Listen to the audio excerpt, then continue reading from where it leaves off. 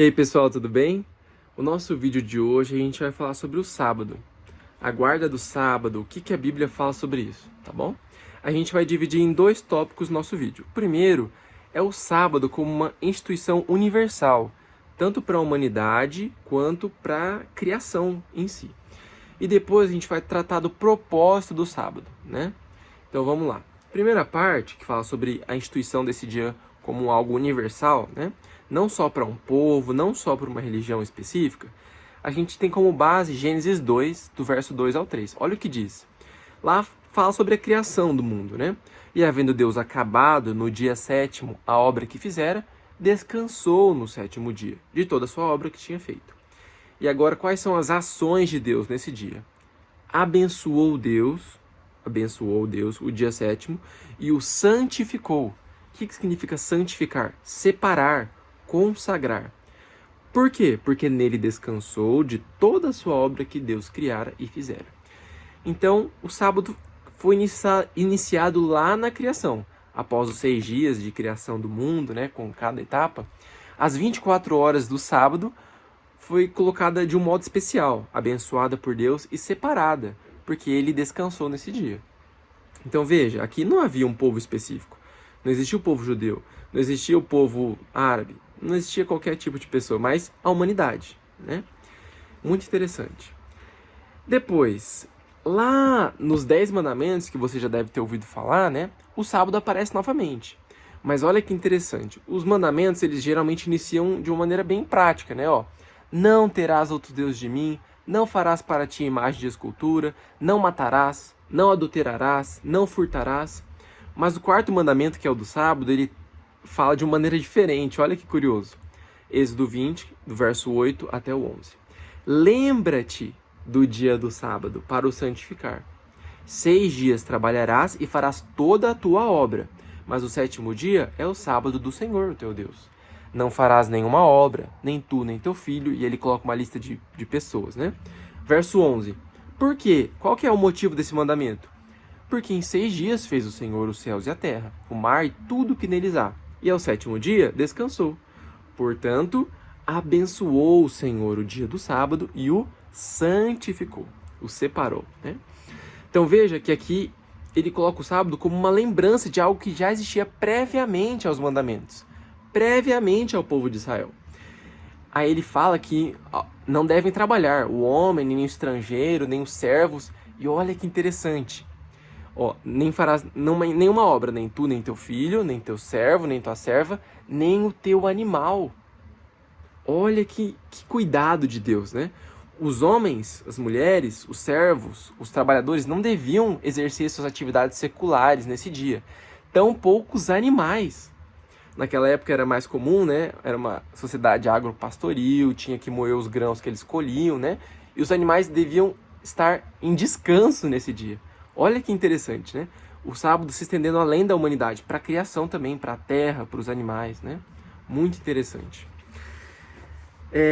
Então nós vimos aqui que o sábado começou lá no Éden, foi relembrado nos 10 mandamentos, né? E nem os animais deviam trabalhar. Jesus, ele confirma esse pensamento de que o sábado é algo universal, e olha o que ele diz. Marcos 2, verso 27 e 28. E disse-lhes: o sábado foi feito por causa do homem, e não o homem por causa do sábado. E ele conclui: assim, o Filho do Homem até do sábado é Senhor.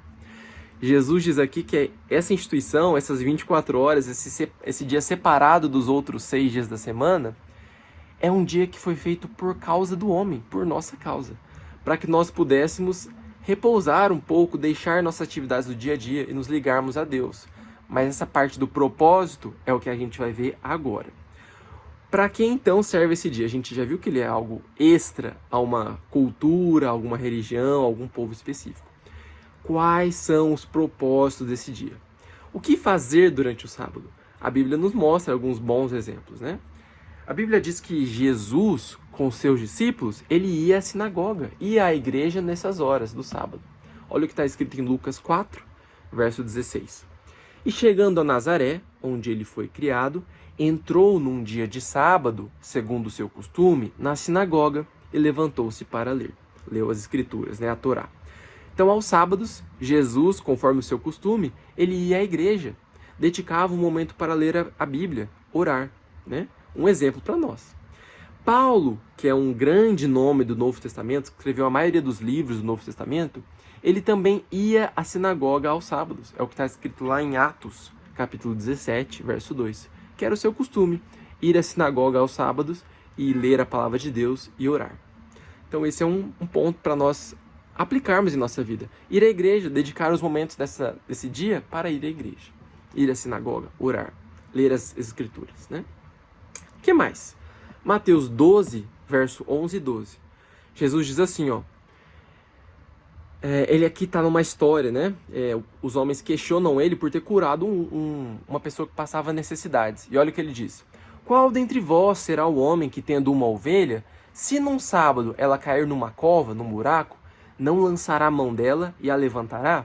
Pois quanto mais vale um homem do que uma ovelha. É, por consequência, lícito fazer o bem aos sábados.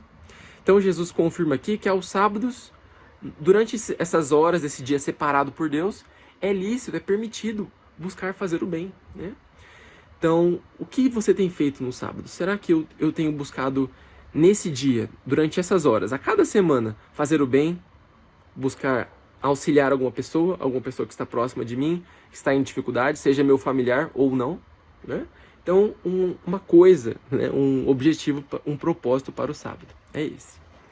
Por fim, eu gostaria de finalizar com esse verso de Isaías 58, versos 13 e 14.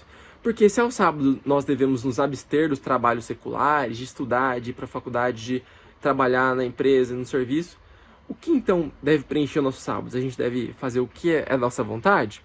Olha a resposta. Isaías 58, versos 13 e 14. Se desviares o teu pé do sábado, de fazer a tua vontade no meu santo dia, é Deus quem está falando aqui, né? E se chamares ao sábado deleitoso, ou seja, um dia de deleite, de prazer, e santo dia do Senhor, digno de honra, e o honrares, de que jeito?